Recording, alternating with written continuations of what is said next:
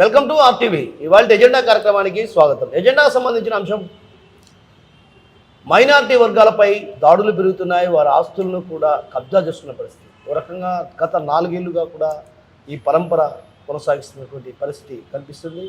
అదేవిధంగా ఏదైతే మైనారిటీ వర్గాలపైన కూడా ఇటీవల కాలంలో దాడులు జరుగుతున్న నేపథ్యంలో కూడా పాలక ప్రభుత్వాలు స్పందించడం లేదన్నటువంటి ఆరోపణలు బలంగా వినిపిస్తున్నాయి. మరోవైపు మైనారిటీ వర్గాల రక్షణకు సంబంధించి అదేవిధంగా వారి ఆస్తుల సంబంధించి అంశంపై ఈరోజు మాట్లాడడానికి మనతో పాటు సిపిఎం పార్టీ నుంచి మనోహర్ గారు, అదేవిధంగా కాంగ్రెస్ పార్టీ నుంచి అలీఖాన్ గారు, సిపిఐ పార్టీ నుంచి బాదుల్లా మరి కాసేపట్లో జాయిన్ అవుతారు. అదే తెలుగుదేశం పార్టీకి సంబంధించి జిలానీ గారు కూడా మరి కాసేపట్లో మనతో పాటు జాయిన్ అవుతారు. నా నమస్కారం. ముందు అసలు చెప్పండి, మైనారిటీ వర్గాలపై ఒకవైపేమో సామాజిక న్యాయం అంటూ సామాజిక సాధికారత బస్సు అంటూ కూడా ఒకవైపు బస్సు యాత్ర చేపడుతున్న వైసీపీ అసలు మైనారిటీ వర్గాలను పూర్తిగా విస్మరించిందని ఒక బలమైన ఆరోపణలు వినిపిస్తున్నాయి. మైనారిటీ వర్గాలపై దాడులు కావచ్చు, వాళ్ళ భూములు కబ్జాలు కావచ్చు, ఇటీవల చూసాం తాజాగా సోషల్ మీడియాలో కూడా వైరల్ అయిపోతుంది.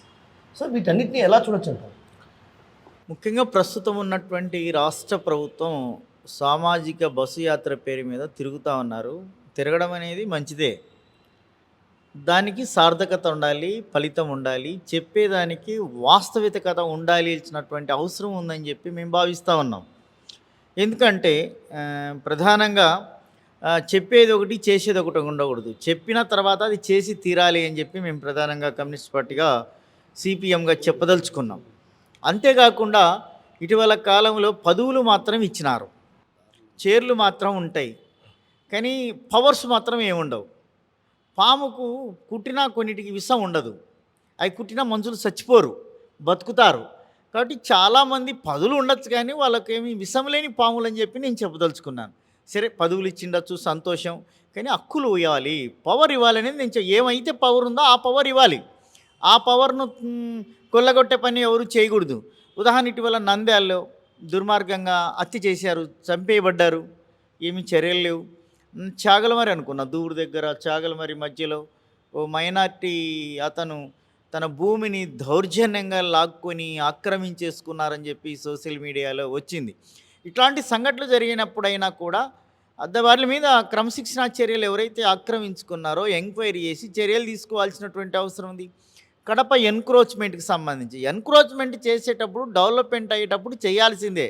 వాటికి వాస్తవాలు ఏమిటి, నిజాలేమిటి, అబద్ధాలేమిటి, వాస్తవికత ఎంత ఉంది, వాటికి పర్యవసానం ఏమైనా ఇచ్చి అందరితో ఆమోదయోగ్యం ద్వారా ఏదైనా చేయాలి. వీళ్ళ చేయాలనుకుంటే ఒప్పించి చేయొచ్చు. అట్లా కాకుండా పగలగొట్టడం అనేది ఏమాత్రం కరెక్ట్ కాదు. కడపలో కమిషనర్ గారు అదే వ్యవహారీ స్టైల్ మనకు కనపడింది. కాబట్టి ఏదేమైనా డెవలప్మెంట్ అయితే అందరి ఆమోదయోగ్యం ద్వారా ఒప్పించి చేయాలనేది మేము చెప్పదలుచుకున్నాం. అంతేకాకుండా ఆస్తులు, ఈరోజు ఇంతకుముందు ఉన్నటువంటి పరిస్థితి ఏంది అంటే డాక్యుమెంట్స్ మన కాడ ఉన్నాయి, మన ఆస్తి ఉంది, ఎక్కడ పోదులనే ధైర్యం ఉండేది. ఇప్పుడు పేపర్లతో సంబంధం లేదు, ఎవడైతే పొజిషన్లు ఉంటే మాదే అంటున్నారు. ఇది ఎక్కడి అంటే పేపర్స్ అవసరం లేదు, లేకుంటే ఇప్పుడు ఉదాహరణకి ప్రెస్ క్లబ్ కూడా వచ్చి మాదన్నా కూడా ఆశ్చర్యం లేదేమో అనిపిస్తుంది. ఇప్పుడు బహుశా ఈ ప్రెస్ క్లబ్కి వచ్చి ఎవరైనా వచ్చి మాదన్నా ఆశ్చర్యం లేదు, అట్లాంటి పరిస్థితి కూడా ఉన్నటువంటి పరిస్థితి ఉంది. కాబట్టి వీటిని అర్థం చేసుకోవాలి. అది ఎవరైనా కావచ్చు, నాట్ ఓన్లీ ఎవరైనా కావచ్చు, సామాన్య పేద ప్రజానికానికి లేకపోతే ఎస్సీ ఎస్టీ బీసీ మైనారిటీకి సంబంధించి కానీ ఎవరైనా కావచ్చు, దాన్ని జినైన్ ఉన్నటువంటి వాళ్ళకి ఇవ్వాలి. అట్లా కాకుండా కొంత ఏదో మైనారిటీ వర్గంలో కొంత గట్టిగా మాట్లాడితే వాళ్ళ మీద దాడులు చేయడం, దౌర్జన్యం చేయడం, హత్యలు చేయడం, చంపేయడం, ఆక్రమించుకోవడం, లాక్కోవడం, తీసుకోవడం అనేది ఇది చాలా అన్యాయానికి గురైనటువంటి పరిస్థితి. నిజంగా అతనికి కాదంటే అది వేరే విషయం. అట్లా దువ్వూరులో ఒక ఘటన జరిగింది. దువ్వూరులో ఒక అతను నా భూమిని ఆక్రమించుకున్నారు, ఎవరైతే అక్బర్ అలీ. ఆ భూమిని ఆక్రమించుకున్నటువంటి వాళ్ళు ఎవరంటే వైసీపీ పెద్దలే. ఎవరైతే జగన్కు స్వయాన బంధువు అంటే మన కమలాపురం ఎమ్మెల్యే రవీంద్రనాథ్ రెడ్డికి బియ్యం కూడా అనుకుంటారు, బియ్యం కూడా అనుకుంటారు, తిరుపతి రెడ్డి గారు ఆయన ఆక్రమించుకున్నారు. ఆ వ్యవహారంలో అప్పుడు అగమ్యకాల మీద సోషల్ మీడియాలో ఒక్కసారిగా వైరల్ కావడం, మీడియాలో జరగటం, ఆ నేపథ్యంలో ఏం జరిగిందంటే ఒక్కసారిగా వైసీపీ నేతలంతా కూడా అక్బర్ అలీ దగ్గరికి వెళ్ళిపోయి అక్బర్ అలీతో జగన్ దేవుడిని చెప్పించారు. తర్వాత ఆ సమస్య కూడా పరిష్కారానికి వచ్చు. ఎలా చూడొచ్చు అంటారు అసలు?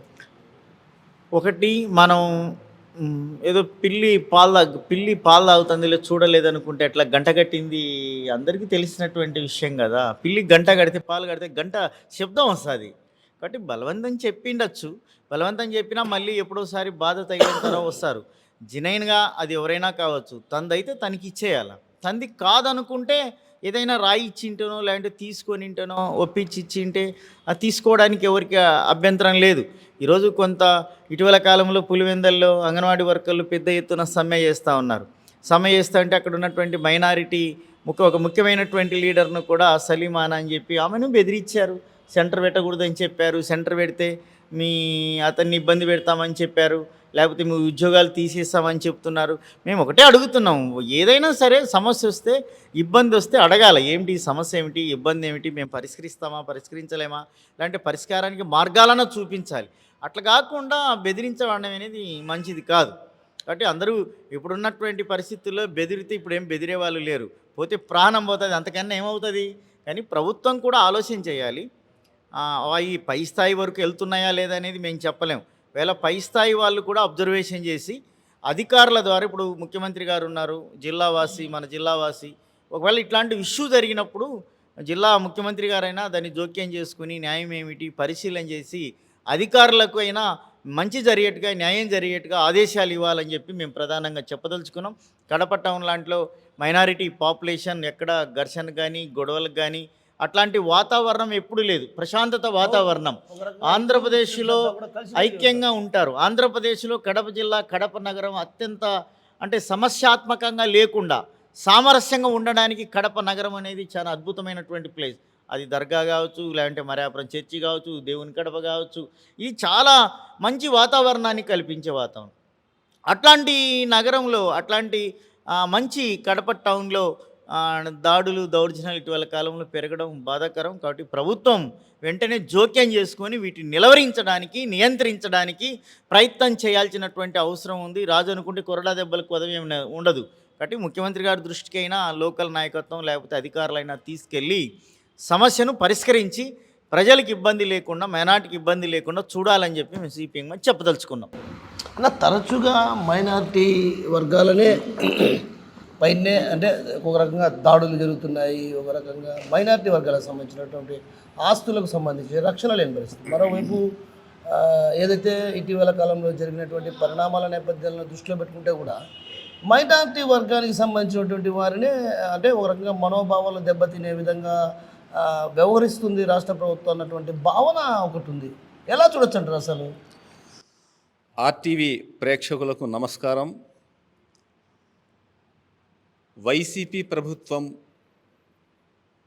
ముస్లిం మైనార్టీల ఓట్లు సాధించి వారి మద్దతుతోనే 2019 సంవత్సరంలో ఆంధ్రప్రదేశ్ రాష్ట్రంలో ప్రభుత్వం ఏర్పాటు చేసింది. ఇది స్వయంగా ముఖ్యమంత్రి జగన్మోహన్ రెడ్డి, ఆ పార్టీ నాయకులే ముస్లిం మైనార్టీలు మా వెంట ఉన్నారు అని చెప్పారు, చెప్పుకొస్తున్నారు.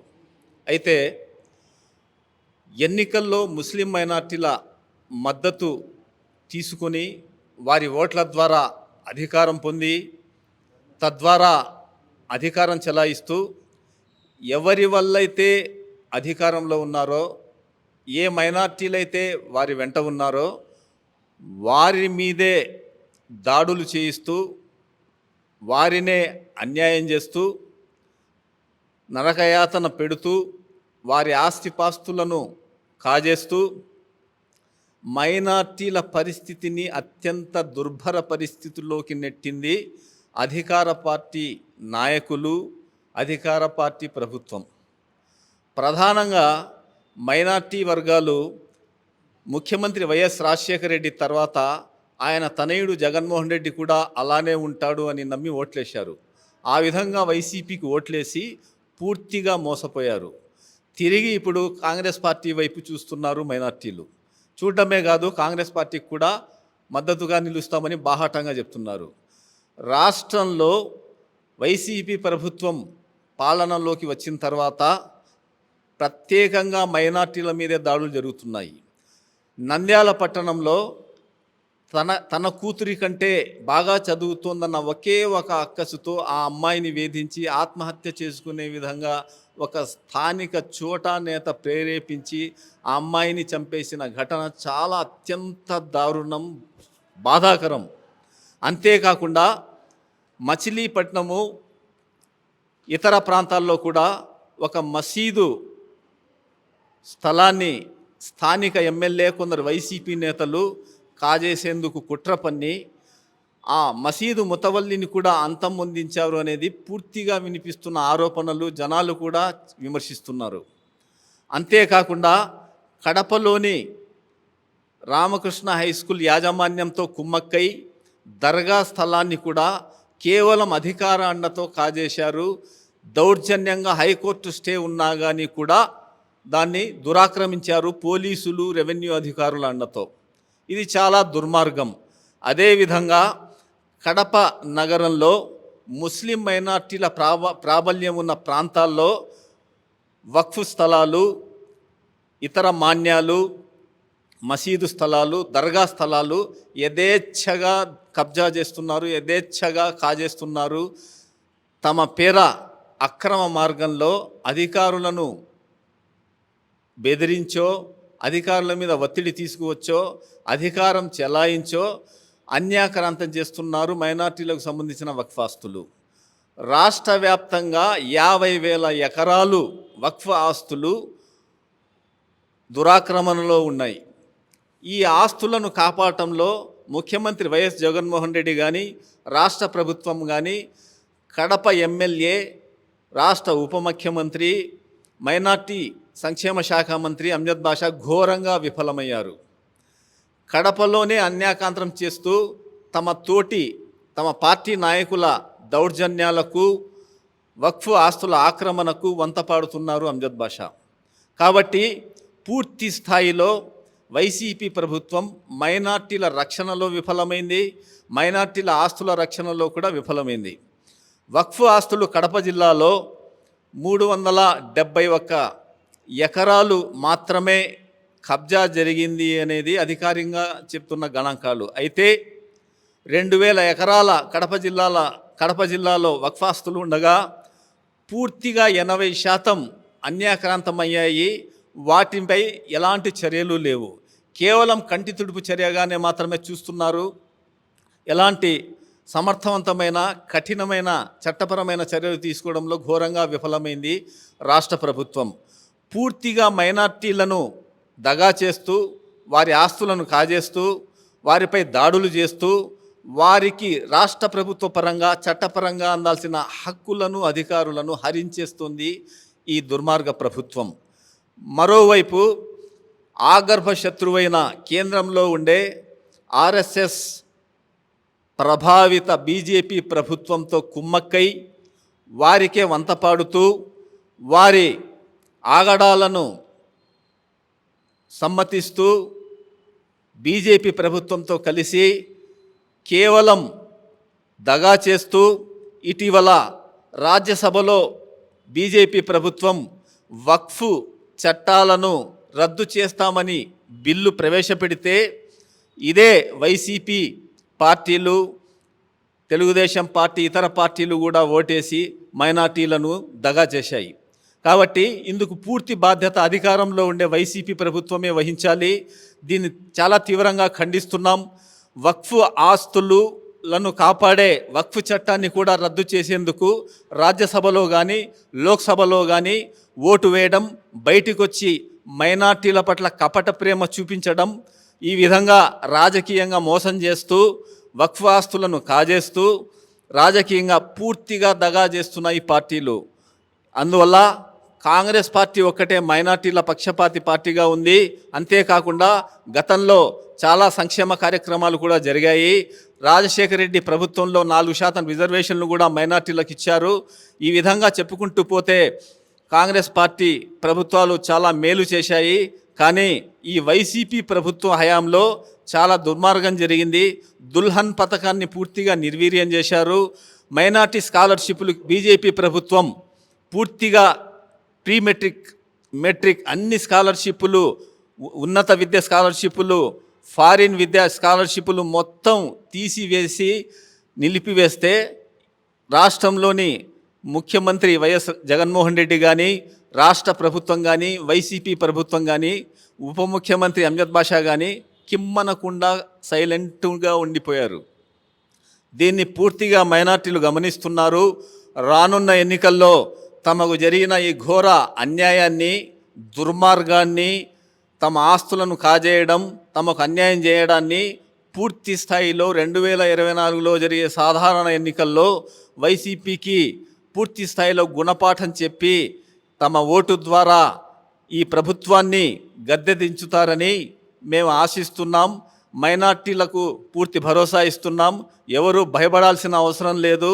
పూర్తిగా తమ పార్టీ కూడా అండగా ఉందని తెలియజేస్తున్నాం. అన్న మీరు చెప్పండి, ఒక రకంగా మైనారిటీ వర్గాలకు ఏదో గొప్పగా ఉంది అని చెప్తున్నారు. మరోవైపు ఇప్పుడు మనం చూడొచ్చు, హౌస్ మీ టీడీపీ హయాంలోనే దాన్ని నిర్మించడం జరిగింది.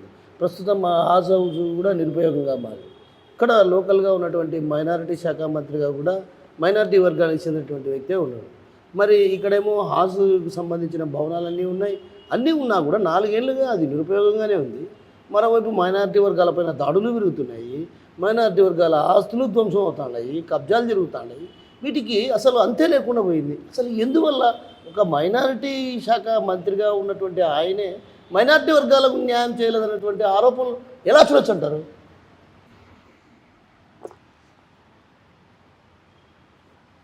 రాష్ట్రాలు విడిపోయిన తర్వాత రాష్ట్రాలు బాగున్నప్పుడు కూడా, కలిసి ఉన్నప్పుడు కూడా చంద్రబాబు నాయుడు గారి డెవలప్మెంటు మరవలేంది. ప్రపంచవ్యాప్తంగా రాష్ట్రం లెవెల్లో కాదు, చంద్రబాబు నాయుడు చేసిన అభివృద్ధి గురించి ప్రతి ఒక్కరూ ప్రతి మూలన మొన్న ఆయనకు అరెస్ట్ చేసినప్పుడు తెలిసింది చంద్రబాబు నాయుడు గారి వెయిట్ ఎంత, చంద్రబాబు నాయుడు పనితనం ఏమి, చంద్రబాబు నాయుడుకు ఎంతమంది వచ్చేసి ఎక్కడి నుంచైనా అతనికి అన్యాయం జరిగింది అని చెప్పి రాష్ట్రం లెవెల్లో అతనికి దేశం లెవెల్లో సింపతి ఇంకా పెరిగిపోయింది. ఎందుకంటే అభివృద్ధి అంటే చంద్రబాబు నాయుడు. అటువంటి పరిస్థితుల్లో ఆయన్ను లోపల వేయడము అనేది ఆయన బలం ఎంత అని తెలిసింది. సరే, రైట్. ఇంకా సబ్జెక్ట్ వస్తే, చంద్రబాబు నాయుడు గారు మైనార్టీల కోసము మరి హజ్ హౌస్ స్టేట్ ఉమ్మడి రాష్ట్రంలో కూడా హైదరాబాద్లో కట్టడం జరిగింది హజ్ హౌస్. సరే, స్టేట్ విడిపోయిన తర్వాత మన కడపలో కూడా మంచి హజ్ హౌస్ కట్టేయాలా మా ముస్లిం సోదరులకు అని చెప్పి ఆయన ఆకుపై అయిపోయిన భూములు అవి. ఈ భూములు ఎవరి అంటే ఇప్పుడు హజ్ హౌస్ కట్టి ఉండేది మన చెన్నూరులో ఉండే మసీదు సంబంధించిన ఆస్తులవి. ఆ ఆస్తులను కొందరు వ్యక్తులు భూ కబ్జాదారులు ఆక్రమించినారు. వాళ్ళ ఆక్రమణ నుంచి తీసి వాళ్ళ చేతుల్లోంచి వక్ఫ్ భూములు, మసీద్కు సంబంధించిన భూములను తీసుకొని, చాలా ఎంత కష్టపడినాం దానికోసము, తీసుకొని హజ్ హౌస్ కట్టడం జరిగింది. యుద్ధ ప్రతిపాదిక మీద ఈ హజ్ హౌస్ను నిర్మించడం జరిగింది. అత్యంత సుందరంగా ఈ హజ్ హౌస్ ఏర్పాటు చేయాలని చెప్పి ఒక నిర్ణయంతో ఇక్కడ ఉండే రాష్ట్రంలో మన కడపలో ఉండే నాయకులందరూ కూడా మా ఏరియాకు కావాలని చెప్పి, మా జిల్లా హెడ్ క్వార్టర్లో కావాలా అని చెప్పి హజ్ హౌస్ను నిర్మించడం జరిగింది. పూర్తిగా పనిచేసినారు, ఓపెనింగ్ కూడా అయిపోయింది.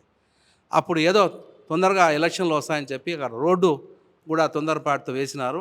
అది కొంచెం వర్షం వస్తే కొట్టుకొని పోతే ప్రభుత్వం మారిపోయి వైఎస్ఆర్ పార్టీ వచ్చిన తర్వాత అక్కడ కేవలం కొద్ది రోడ్డు మాత్రము ప్యాకేజ్ నీళ్ళు వచ్చి కొట్టుకొని పోయింటే, ఈరోజు 4.5 సంవత్సరం అవుతుంది, మళ్ళా ఎన్నికలు వస్తున్నాయి, ఆ రోడ్డుకు అతి గతి లేదు హజ్ హౌస్ ముందర. ఇంత ఘోరంగా వీళ్ళు మైనార్టీకి సంబంధించిన ఒక్కటి ఏమైనా అభివృద్ధి కార్యక్రమాలు మేము ఇది చేసినామని చూపిస్తే మీరు మైనార్టీలకు చాలా ప్రేమ చూపిస్తున్నారని చెప్పొచ్చు. జరిగిన దానికి రోడ్డు వేయలేదు. అది ఏదో పుణ్యకాలంలో కోవిడ్లో వచ్చినప్పుడు మన కోవిడ్ పేషెంట్స్ని కూడా హజ్ హౌస్లో ఏర్పాటు చేయడం జరిగింది. ఒక వేరే మరి సర్వీస్ చేసేదానికి కూడా అది అన్న పనికి వచ్చింది హజ్ హౌస్ అనేది. మేము సంతోషపడుతున్నాం. ఎందుకంటే ఆ టైంలో కోవిడ్ పేషెంట్లను కూడా ఎక్కడో దూరంగా పడేస్తా ఉన్నారు. అటువంటి పరిస్థితుల్లో హజ్ హౌస్ అక్కడ మొత్తం కోవిడ్ పేషెంట్లు కూడా వాడుకున్న తర్వాత, అక్కడ ఆ హజ్ హౌస్ వాడుకున్న తర్వాత, కోవిడ్ పోయిన తర్వాత అక్కడ ఉండే బెడ్లు, ఫ్యాన్లు, మొత్తం సామాగ్రి అంతా వదిలేసి గాలికి కనీసం ఒక బీగంచో కూడా ఆ యొక్క హజ్ హౌస్కు వేయకుండా ఆ మొత్తం సామాన్లు ఎవరంటే వాళ్ళు ఎత్తుకొని పోతే దొంగతనాలు జరుగుతూ ఉంటే ఎన్నోసార్లు అన్ని పార్టీలు కలిసి దీన్ని ఎందుకు ఇట్లా వదిలేస్తారని చెప్తే మరి డిప్యూటీ సీఎం గారికి చీమ కొట్టినట్టు కూడా లేదు. సరే, ఎవరో వచ్చేసిందన్న కాపాడలేకపోతే మీరు చేరు. ఇంకా మైనార్టీలు అంటే మైనార్టీల గురించి ఆలోచన చేయాలి. అన్ని కులాలతో పాటు ఒక మైనార్టీ నాయకునిగా ఉండే ఆస్తులను కూడా కాపాడుకోలేని పరిస్థితుల్లో ఉంటే మరి మైనార్టీ పరిస్థితి ఏమి? ఈరోజు దేశంలో కాదు రాష్ట్రంలో కానీ సచార్ కమిటీ విషయంలో వస్తే ఎస్సీ ఎస్టీ వాళ్ళకంటే చాలా అధ్వానమైన పరిస్థితిలో ముస్లిం సోదరులు ఉన్నారు. ఇప్పుడు మిగిలిన కొంచెం ఆస్తులను కూడా మసీదు దర్గాల ఆస్తులను కూడా మరి మీరు నాయకులైన తర్వాత మంచి మంచి హోదాలు వచ్చిన తర్వాత ఒక ఆశ ఉంటుంది ముస్లిం సోదరులకు కూడా. సరే, మా నాయకుడు ఉన్నాడు, ఇంకా దీన్ని కాపాడుకుంటాడు అని చెప్పి అటువంటి ఆశ కూడా పోగొట్టేస్తున్నారు. అంత దౌర్భాగ్యమైన పరిస్థితుల్లో మైనార్టీలపైన ఈ రాష్ట్రంలో విపరీతమైన దాడులు జరుగుతున్నాయి. ఎస్సీ ఎస్టీలకు కూడా జరుగుతున్నాయి, మేము లేదని చెప్పము. కానీ మైనార్టీలు చాలా వీకర్ సెక్షన్గా అయిపోయినారు. ఈ పొద్దు దేశంలో కాదు రాష్ట్రంలో కూడా అంతే. చాలా దీన పరిస్థితుల్లో ఉన్నారు. రిక్షా పుల్లర్సు, మెకానికులు, పండ్ల అమ్ముకునే ఎక్కడ చూసినా కూడా ముస్లిమ్సే కనపడతారు. ఇటువంటి దరిద్రమైన పరిస్థితిలో ముస్లిం సోదరులు బతుకుతున్నారు.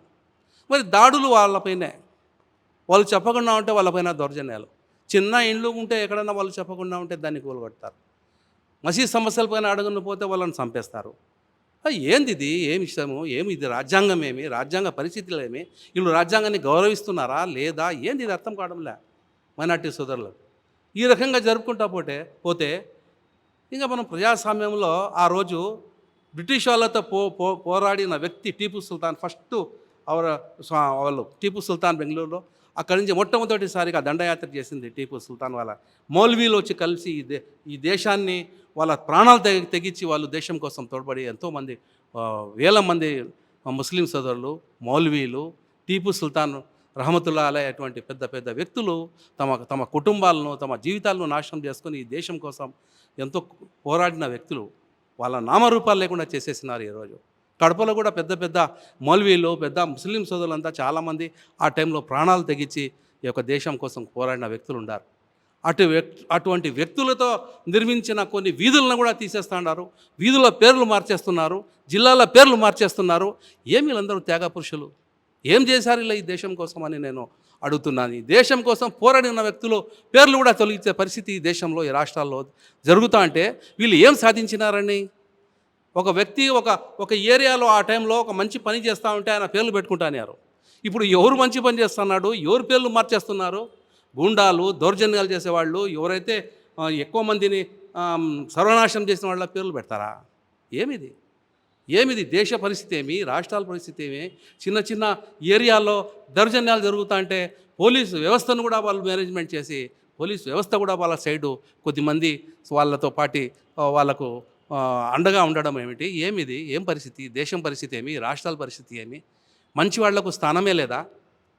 నిజంగా ఇది నిజం అనిపిస్తుంది. ఎందుకంటే గాంధీ కుటుంబం కూడా అక్కడ గాంధీకి సంబంధించిన మరి వాళ్ళ వంశం వాళ్ళు కూడా ఎక్కడా కనపడడం లేదు. ఆ రకంగా దేశం కోసం పోరాడిన వ్యక్తులను నామరూపాలు లేకుండా చేసేస్తున్నారు. అదే మనం ఈ యొక్క దేశాన్ని మనము స్వతంత్ర దేశంగా తయారు చేసుకున్న బ్రిటిష్ వాళ్ళ నుంచి వాళ్ళ చేతుల్లోంచి తీసి ఈ దేశ ప్రజల కోసం కొట్లాడిన నాయకులు నామరూపాలు లేకుండా చేస్తారే, ఇది ఏమైనా న్యాయమా? ఇప్పుడు ఉండే నాయకులు ఎవరన్నా వాళ్ళ ఇళ్లలో ఎవరన్నా దేశం కోసం స్వతంత్రం కోసం పోరాడిన వ్యక్తులు ఇప్పుడు రాజకీయ నాయకులు ఎవరన్నా కనపడుతున్నారా అని నేను బాధ వేస్తుంది నాకు. ఏంది ఈ పరిస్థితి? ఎక్కడ చూసినా, ఏ ఏరియాలో చూసినా, దేశంలో నలుమూలలో ఎక్కడ చూసినా ఒక ముస్లిం అంటే చాలా చిన్న చూపుతో పక్కన పెడుతున్నారు. ఎందుకు? మనమందరం కలిసికట్టుగా అన్నాం. ఒక పూల గుచ్ఛలో అన్ని రకాలైన పూలు, అన్ని రకాలైన కలర్లు ఉంటే దానికి ఒక మంచి గౌరవం ఉంటుంది, మంచి వచ్చేసి ఆ యొక్క అందంగా ఉంటుంది ఆ పుష్పగుచ్చం. మరి అటువంటి దేశంలో అన్ని కులాలు, అన్ని మతాలు, అన్ని వర్గాలు కలిసి ఉండే ఈ దేశంలో విద్వేషాలు పెట్టి ఈ యొక్క దేశాన్ని, ఈ యొక్క రాష్ట్రాలని ఏలాలనుకుంటే ఎక్కువ రోజులు కావు. ఇక్కడ ఉండే ప్రతి కులాన్ని గౌరవించాలి. ప్రతి బీసీ, ఎస్సీ, ఎస్టీ, మైనార్టీస్ ఎన్ని కులాలు ఉన్నాయో అందరికీ సమానమైన హక్కులు ఇస్తూ రాజ్యాంగంలో చెప్పిన మాదిరిగా మరి ఈ దేశంలో కానీ, ఈ రాష్ట్రంలో కానీ, మన రాష్ట్రంలో కానీ ఎవరికైతే వాళ్లకు ఎంత మెజారిటీ పోయినా ఎక్కడెక్కడ మెజారిటీ ఉంటే చూసి అక్కడక్కడ వాళ్ళకు తగిన న్యాయం జరగకపోతే మాత్రం ఏదో ఇక్కడ ఈ లోకంలో ఏదో ఒక రోజు అంతం వస్తుంది. మన కరోనా వచ్చి చాలామంది పోయినారు. ఇటువంటి కరోనాలు చాలా వచ్చి దేశము రాష్ట్రాల్లో ఇంకా దేవుడు సృష్టించిన ఈ యొక్క సృష్టిని మీరు అడ్డంగా పోతే చెడిపోతారు అని మీకు మళ్ళీ హితువు చెప్తూ అన్ని కులాలను మతాలను గౌరవించాలని, అదే రకంగా వాళ్లకు సంబంధించిన ఆస్తులు ఎవరైనా పెద్దలు ఇచ్చి ఉంటే వాళ్లకు మసీదులకు కానీ దేవాలయాలకు కానీ చర్చిలకు కానీ అవి శాశ్వతంగా వాళ్ళకే ఉంచి దాన్ని కాపాడాల్సిన అవసరం ఈ ప్రభుత్వాలకు ఉందని చెప్పుకుంటూ అందరికీ న్యాయం జరగాలి, అందరూ బాగుండాలి, అందులో మనం ఉండాలని అందరూ భావించాలని నేను కోరుకుంటూ ఆర్టీ వాళ్ళకు ధన్యవాదాలు తెలుపుతున్నాను. ఇప్పుడు ఇటీవల కాలంలో అక్బర్ అలీ విషయం తీసుకున్నాం. అక్బర్ అలీకి సంబంధించి ఏం జరిగిందంటే ఆయన భూమిని వేరే వాళ్ళు కబ్జా చేశారని అప్పట్లో పెద్ద ఎత్తున సోషల్ మీడియా హల్చల్ చేయడం, ఆ తర్వాత మీడియాలోకి రావడం, మీడియాలోకి వచ్చిన తర్వాత కూడా మళ్ళీ వైసీపీ నేతలే బుజ్జగించి చేశారు. కానీ ఆ సమస్య ఇప్పటికీ పరిష్కారం కాలే. అంటే ఓ రకంగా ఆ సమయానికి మాత్రమే కొంచెం బుజ్జగించి ఆ తర్వాత వదిలేశారు. దీనివల్ల ఏమైపోయిందంటే అతనికి న్యాయం జరగలేదు. ఎలా చూడొచ్చు అంటారు దీన్ని?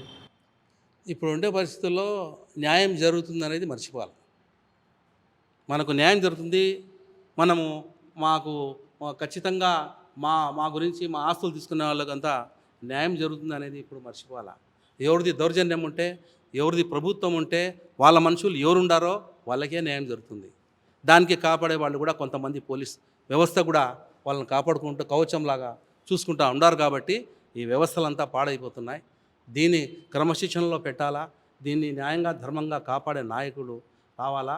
అందులో అంతో ఇంతో ఇప్పుడు చంద్రబాబు నాయుడు పైన ఆశ ఉంది, ఏదో మళ్ళీ ఆయన గెలిచాలా, మనకేదో అంత న్యాయం జరగాలని చూస్తున్నాము. కాబట్టి ఆశాజీవి మనుషులు ఆశ పెట్టుకున్నారు. ఆశ నెరవేరుస్తే మైనార్టీలకు దగ్గర తీసి మైనార్టీలకు బుజ్జగించి వాళ్ళకు జరిగిన అన్యాయాన్ని మాత్రము వాళ్ళకు న్యాయపరంగా తీసి వాళ్ళకు దగ్గర తీస్తారనే నమ్మకం చంద్రబాబు నాయుడు పైన అంతంత ఇప్పుడు ప్రస్తుతం మనకు ఉంది. చంద్రబాబు నాయుడు పైన ముస్లిం సోదరులు ఆలోచన చేస్తున్నారు. ఈసారి చంద్రబాబు నాయుడు గెలుస్తారని కూడా పూర్తిగా నమ్మకం ఉంది. మైనార్టీలకు కూడా వాళ్ళపైన పూర్తిగా నమ్మకం ఉంది. ఇంతకుముందు కూడా మరి దుల్హన్ స్కీమ్ అయితేనేమి, పెళ్ళిళ్ళు చాలా పేదరికంలో ఉండే వాళ్ళకు పెళ్ళిళ్ళు చేసేదానికి డబ్బులు అయితేనేమి, మైనార్టీ ఫైనాన్స్ కార్పొరేషన్ నుంచి ఆర్థికంగా ఇబ్బంది పడుతున్న ముస్లిం సోదరులకు అంతో ఇంత అంగళ్ళకు 10,000, 20,000 కాడించి దాదాపు 2-3 లక్షలు కూడా ఇవ్వడం జరిగింది. అదే రకంగా ఈ యొక్క సొసైటీలో మరి ముస్లిం సోదరులు చాలా వెనకాల పడిపోయినారు. వీళ్లకు కాలేజీలు ఇవ్వాలని చెప్పి ఆ రోజే engineering Kadapa Madina engineering college కూడా ఆయన ఇచ్చినారు. అదే రకంగా మరి ఫాతిమా మెడికల్ కాలేజ్ కూడా చంద్రబాబు నాయుడు హయాంలో వచ్చింది. మరి అదే రకంగా బీఈడి కాలేజీలు కూడా ఆ చంద్రబాబు నాయుడు హయాంలో వచ్చినాయి. ఇవన్నీ వచ్చినాయి కాబట్టి ఆయన పైన ఒక నమ్మకం మళ్ళా ఉంది మరి చంద్రబాబు నాయుడు పైన ముస్లిం సోదరులకు. కాబట్టి ఆయన ద్వారా మనకు మేలు జరుగుతుందని నమ్మకం ఉండి రేపు రాబో ఎలక్షన్లో కూడా ఖచ్చితంగా తెలుగుదేశం పార్టీ గెలిచి చంద్రబాబు నాయుడు వస్తానే ఆయనతో మనం కొట్లాడి ఈరోజు కబ్జా అయిన భూములు అయితేనేమి, మసీదులకు కానీ, అది దేవాలయాలకు కానీ, చర్చిలకు కానీ, ఎవరైనా కానీ అన్యాయంగా జరిపిన వారిపైన క్రమశిక్షణ వాళ్ళపైన వాళ్లకు ఓదార్చి వాళ్ళ సమస్యలు తీర్చి ఎక్కడెక్కడ ఇబ్బంది పడినారో ఆ మైనార్టీ సోదరులకు దగ్గర తీసి వాళ్లకు జరిగిన అన్యాయాన్ని మనం అందరం నిలబడి ముస్లిం సోదరుల తరఫున కొట్లాడి వాళ్లకు న్యాయం చేస్తాడు తప్పకుండా చేస్తాము. అదే రకంగా ఈ రాష్ట్రంలో ఎక్కడ అంటే అక్కడ వచ్చేసి కబ్జాలైన స్థలాలు కానీ, అది మసీదులు కానీ, ఖబరస్థానాలు కానీ, ఎవరైనా కానీ జరిగిన ఈ 5 ఏళ్ల పాలనలో ఎక్కడెక్కడ అడంగళ్ళు మార్చినారు, ఏ ఎంఆర్ఓ ఆర్డీఓలు వాళ్లకు తోడుగా ఉండి మార్పులు చేర్పులు చేసి భూములు ఆక్రమించడానికి సహకరించినారో దానికి అంతా న్యాయంగా ధర్మంగా వాళ్ళకు రావాల్సినటి చంద్రబాబు నాయుడు దగ్గర కొట్లాడి మనము ఖచ్చితంగా వాళ్ళకు న్యాయం చేసేట్టుగా చేస్తామని నేను ముస్లిం సోదరులకు హామీ ఇస్తున్నాను. మీరు చెప్పండి, ఒక రకంగా మైనారిటీ వర్గాలపైన దాడులు జరగడం, ఒక రకంగా ఇటీవల కాలంలో మనం కడపలో చూస్తే ప్రధానంగా మైనారిటీ వర్గాలే ఒక రకంగా టార్గెట్ అయినట్లు కనిపిస్తుంది. ఇటీవల జరుగుతున్నటువంటి సంఘటనలను ఇందుకు ఉదాహరణగా చెప్పవచ్చు. ఎందుకంటే రామకృష్ణ కాలేజీకి సంబంధించినటువంటి అక్కడ ఉన్నటువంటి ఆ వివాదం, స్థల వివాదం కావచ్చు, అదేవిధంగా ఇటీవల కాలంలో ఇక్కడ యాకూబ్ షావులి సంబంధించినటువంటి ఆ వ్యవహారంలో కావచ్చు, ఆ తర్వాత మైనారిటీ వర్గాలకు సంబంధించినటువంటి ఆస్తులకు రక్షణ లేని పరిస్థితి. ఎలా చూడొచ్చు అంటారు దీన్ని? రాష్ట్ర మంత్రివర్గంలోనే ఉప ముఖ్యమంత్రిగా దాదాపు ఇప్పుడు 4.5 సంవత్సరం పైబడి స్థానిక ఎమ్మెల్యే కూడా ఆయన హయాంలోనే ఈరోజు కొనసాగుతున్నాడు. పేరుకు మైనార్టీలకు ప్రాతినిధ్యం వహిస్తున్నా అని చెప్పి జగన్మోహన్ రెడ్డి చెప్తున్నాడు. తీరా ఎందుకంటే ఆయన చుట్టూ నవరత్నాల చుట్టూ ఈ యొక్క కార్యక్రమాలన్నీ తిప్పుతున్నాడు తప్ప మైనార్టీలకు ఏమాత్రం చేయలేదు. ఎందుకంటే ఇప్పుడు రోజు నిన్నగాక మొన్న పార్లమెంట్లో 1995 వక్ఫ్ సవరణ చట్టం రద్దు చేయాలని చెప్పి బీజేపీ ఎంపీ ఆడ మాట్లాడితే దానిపైన నోరు మెదపనేటువంటి సాక్షాత్తు వీళ్ళ ఎంపీలు ఉన్నారు. అలాగే ఈరోజు జగనన్న భూ సర్వే అని చెప్పి రాష్ట్ర వ్యాప్తంగా భూ సర్వే భూములకు సంబంధించినటువంటి భూములు ఎక్కడెక్కడ ఎన్ని ఉన్నాయని చెప్పి ఒకటి సర్వే చేసినారు. దాంట్లో ఒగ్బోర్డు చెందినటువంటి భూములు ఎన్ని ఉన్నాయని చెప్పి ఒకటి శ్వేతపత్రం విడుదల చేయాలని చెప్తే కన్నా చేయలేని పరిస్థితి. ఎందుకంటే ఈరోజు పీర్లచావిడికి సంబంధించినటువంటి భూములు కానీ లేదా ఒగ్బోర్డుకు చెందినటువంటి మసీదు మాన్యాలు సంబంధించిన మసీదు మాన్యాలు కూడా ఈరోజు కంకేరం చేసేటటువంటి గుంటూరులో సాక్షాత్తు మసీదు సంబంధించినటువంటి కాంప్లెక్స్ పైన పిలిపించి హత్యలు చేసినట్టు సంఘటన ఈరోజు ఉంది. ఎందుకంటే వైకాపా ప్రభుత్వంలో ఈరోజు భూములకు రెక్కలు వచ్చినాయి. అలాగే ఈరోజు కడపలంకరంలో కూడా 2 సున్నితమైన అంశాలను భూములను సాక్షాత్తు బహిర్గతం చేయాల్సినటువంటి ఎంఆర్ఓ అధికార పార్టీ తొత్తుగా వ్యవహరిస్తున్నాడు. ఎందుకంటే రామకృష్ణ కాలేజ్ దగ్గర నుండి రకీబ్ సావలి దర్గా స్థలం అనేటువంటి దాంట్లో అక్కడ ఆక్రమించి రోజు చుట్టూ ఫినిషింగ్ చేసి ఒక కాంప్లెక్స్ కట్టేదానికి ప్రయత్నం చేస్తున్నాడు. దీనిపైన రెవెన్యూ అధికారులు బహిరంగంగా చెప్పలేని పరిస్థితి. అంటే ఎక్కడ ఏమి సర్వే నెంబరు ఎంత భూమి ఉంది అనేటువంటి దాంట్లో.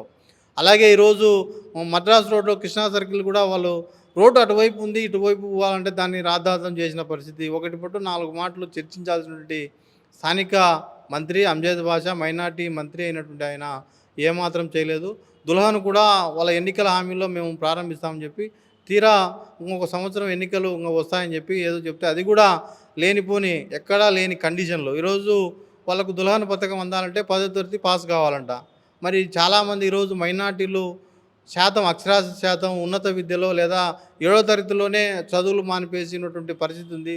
ఎవరికి ఈ యొక్క 10వ తరగతి పాస్ అయితే అలా కండిషన్ తీసేయాలని చెప్పి రాష్ట్ర వ్యాప్తంగా ఉన్నటువంటి మైనార్టీలు ఈరోజు విన్నవించిన ఫలితం లేని పరిస్థితి ఉంది.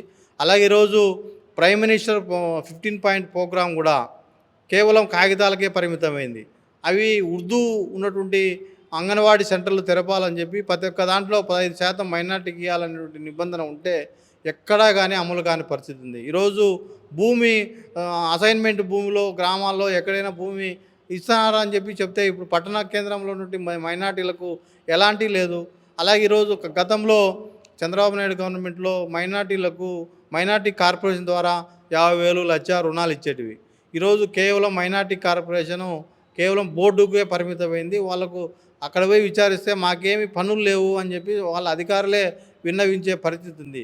కాబట్టి ఇలాంటి మైనార్టీలకు ఈరోజు జనాభా ప్రాతిపదికన దాదాపు 19-20% ఉన్నటువంటి మైనార్టీలకు సప్లాన్ ఇవ్వాలని చెప్పి బడ్జెట్ ప్రకారం నిధులు కేటాయించి దానికి చిత్తశుద్ధితో కేటాయించిన నిధులు ఖర్చు చేయాలని చెప్పి గతంలో సప్లాన్ వేయాలని చెప్తే సప్లాన్ రూపొందిస్తామని చెప్పినాడు. అది కూడా కాగితాలకే పరిమితమైన పరిస్థితి ఉంది.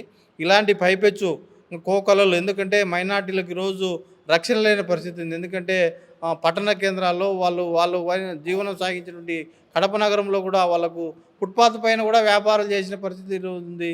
సాక్షాత్ గర్ల్స్ కాలేజ్ దగ్గర వాళ్ళు వ్యాపారాలు చేసుకుంటే కన్నా గతంలో నుండి కమిషనర్ కరెంటు తొలగించిన పరిస్థితి ఉంది. వాళ్ళు కరెంటు ఇవ్వలేని పరిస్థితి. ఆయన మైనార్టీ మంత్రి అయినటువంటి ఆయన దగ్గరికి పోతే కన్నా ఏమీ చేయలేని పరిస్థితి ఉంది. కాబట్టి ఇలాంటి పైపెచ్చు రాష్ట్ర వ్యాప్తంగా ఈరోజు ఒగ్బోర్డు చెందినటువంటి వేలాది కోట్ల రూపాయలు. ఎందుకంటే విశాఖపట్నంలోనే ఈ యొక్క సాక్షాత్తు ముఖ్యమంత్రి ఫైల్ మూవ్ చేయి నీకు ఇంత వస్తుంది నాకు ఇంత వస్తుంది అని చెప్పి చెప్తే లీజుకి ఇచ్చిన పరిస్థితి. అలాంటివి గుంటూరు కర్నూలు లాంటి నగరాల్లో ఒగ్బోర్డు చెందినటువంటి లీజులు ఈరోజు కైంకర్యం చేసి పరోక్షంగా వైకాపా వారికి కట్టబెట్టినటువంటి సంఘటనలు అనేకం ఉన్నాయి. వాటన్నిటినీ ఈరోజు కోట్ల రూపాయలు విలువ చేసేటువంటి ఒగ్బోర్డు చెందినటువంటి భూములన్నిటిని రక్షించి వాటి ద్వారా వచ్చే ఆదాయం మైనార్టీల సంక్షేమానికి ఉపయోగపడితే ఈరోజు చాలామందికి ఉపయోగంగా ఉంటుంది. దానిపైన దృష్టి సారించాలని చెప్పి ఈరోజు మైనార్టీలంతా విజ్ఞప్తి చేస్తున్నారు. మైనార్టీ వర్గాలకు వైసీపీ ప్రభుత్వంలో రక్షణ లేదు. ఎందుకంటే ఇటీవల జరుగుతున్నటువంటి పరిణామాలు ఏవైతే చోటు చేసుకున్నటువంటి పరిణామాలు ఎందుకు నిదర్శనం. మరోవైపు మైనారిటీ వర్గాలకు తామేదో చేశామని గొప్పలు చెప్పుకున్నటువంటి రాష్ట్ర ప్రభుత్వం మైనారిటీలకు చేసింది ఏమీ లేదు, తీరని అన్యాయమే చేసింది, ద్రోహం చేస్తుందన్నటువంటి విషయాన్ని చెప్తున్నారు. మరోవైపు ఏదైతే ప్రభుత్వం టీడీపీ హయాంలో నిర్మించినటువంటి హౌస్ అసాంఘిక కార్యక్రమాలకు అడ్డాగా మారింది. ఇలాంటి పరిస్థితుల నేపథ్యంలో మైనారిటీ వర్గాల్లో ఏదైతే తొలుత వైఎస్ హయాం నుంచి కూడా ఇప్పటి వరకు కూడా జగన్మోహన్ రెడ్డికి కూడా మద్దతు తెలిపిన పరిస్థితి. అలాంటి పరిస్థితుల నేపథ్యంలో ఆ వర్గాలకు తీరని ద్రోహమే చేశారన్నటువంటి వాదనలు మనతో పాటు ఉన్నటువంటి వ్యక్తులు వినిపిస్తున్నారు. ఇది ఇవాళ ఎజెండా కార్యక్రమం. రేపు మరో ఎజెండాతో మీ ముందుకు వస్తాం. మరిన్ని వీడియోస్ కోసం ఛానల్ ని సబ్స్క్రైబ్ చేయండి. లేటెస్ట్ అప్డేట్స్ కోసం వాట్సాప్ ఛానల్ ని ఫాలో చేయండి. అండ్ లింక్ డిస్క్రిప్షన్ లో ఉంది.